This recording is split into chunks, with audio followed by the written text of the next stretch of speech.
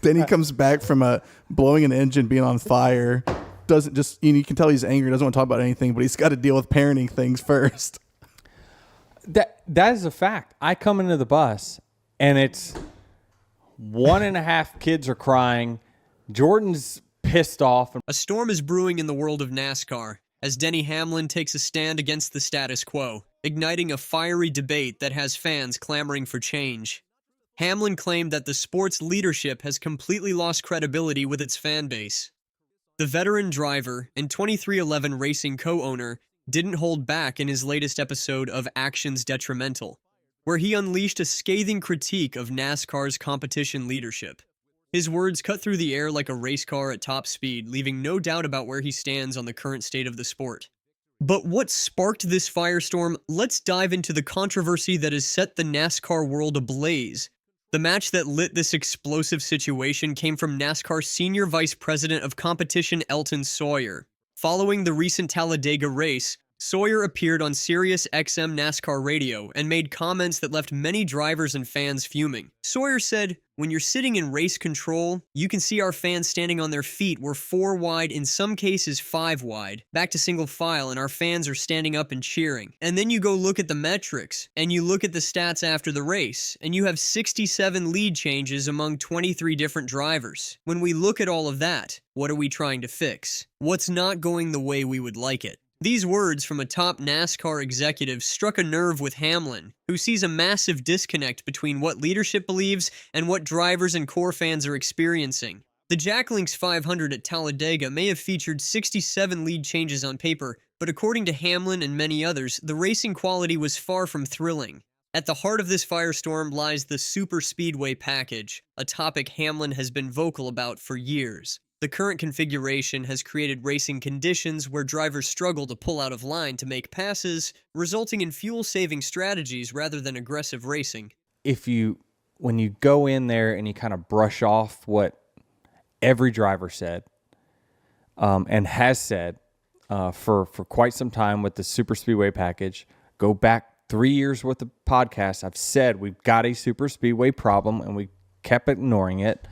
The evidence was clear at Talladega. William Byron dominated early but lost the lead during a green flag pit cycle and could never regain position. Even Hamlin himself couldn't maneuver his car past Ross Chastain's block.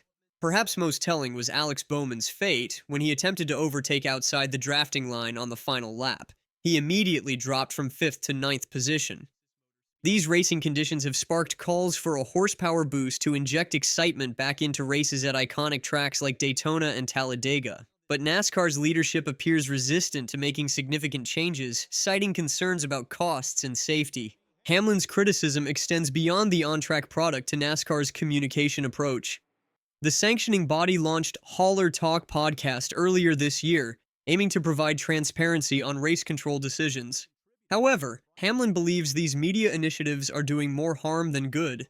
And I think that it's a tough position they're in, right? But I don't think I think that they should probably just cancel the whole, coming on the radio. And then I know why they're doing it. I know why NASCAR comes on every Tuesday morning and says, all right, well, let me tell you why we did this or tell you why we did that. I appreciate that transparency.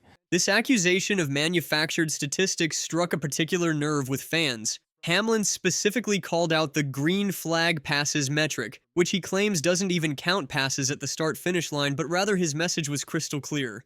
That didn't even include the start-finish line. It was just an invisible, however many noses go ahead of each other at any invisible point on the track, and we're going to count that as a pass.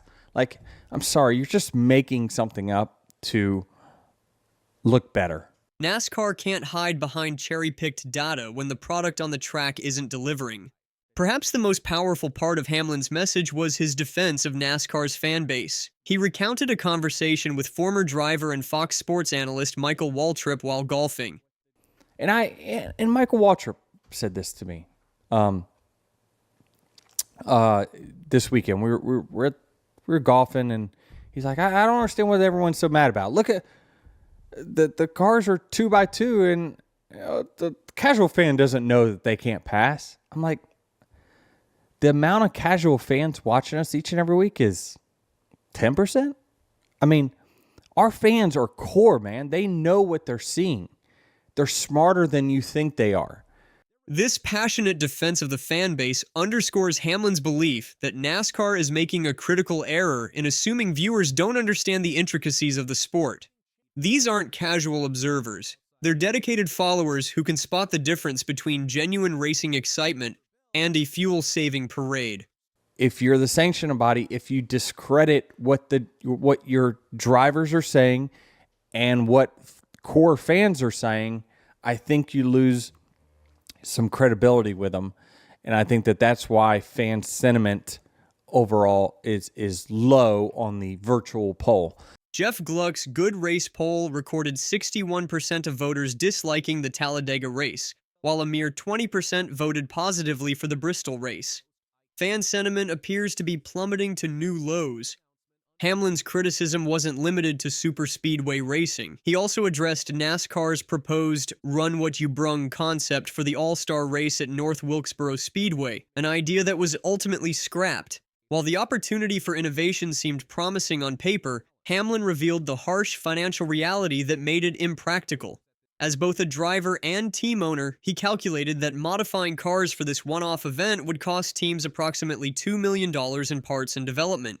He said, "I'm going to spend $1 million just in parts and pieces that we haven't even developed anything for yet. So just in parts and pieces to replace all this that we're going to modify, we're going to spend a ton of money and it only pays $1 million to win. It's paid $1 million to win for 30 years. For 30 years, it's not that cool anymore. Even if one of my cars won, I don't see this as even remotely a break-even proposition."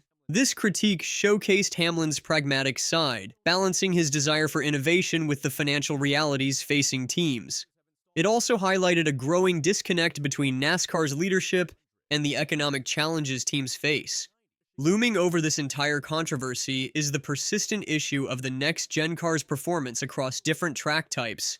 While it has shown promise on intermediate tracks, the car has struggled mightily on short tracks and superspeedways.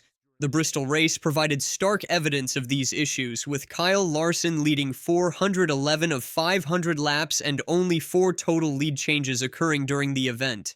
The race prompted Sawyer to reassure fans about the upcoming Talladega event. But that race only reinforced concerns about the superspeedway package. Despite claiming to be always looking at our product, NASCAR appears reluctant to address fundamental issues with the next-gen car.